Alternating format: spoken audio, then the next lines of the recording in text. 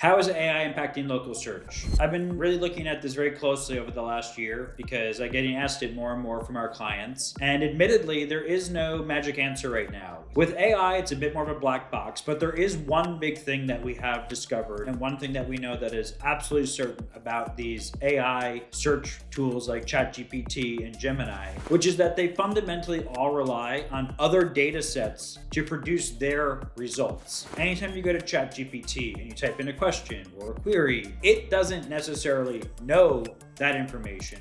It uses another data set to make that answer come to you in their interface. Now, the format might be a little bit different. It might not look exactly like a Google search, but the concept is basically the same. They almost all have a local map. That map is generated with a pin and with, a list of businesses. And essentially, when you ask ChatGPT or Gemini, how did you come up with these results? What they tell us is, oh, I looked at Google reviews, or I looked at, their business profile on Yelp, or I reviewed them on Facebook, right? And so the easiest answer to this today is that if you want to get ahead of it and you believe that AI search is going to replace things like a Google search, well, the best way to optimize for that is to make your Google business profile, your Apple business profile, your Bing profile, your Yelp, your Facebook, those profiles all need to be as strong as possible, and they have to have as much information on them as possible about your business, because these platforms are using those data sets to build their search results. So that means that you need to just make sure that you get great reviews on as many sites as possible. You have to make sure you have timely and relevant content updated to those sites. You need to make sure that you've uploaded photos and videos and pictures recently. You need to also make sure that, at the end of the day, you're serving a product that people want to talk about. One of the other big signals out there, and has always been a signal, is how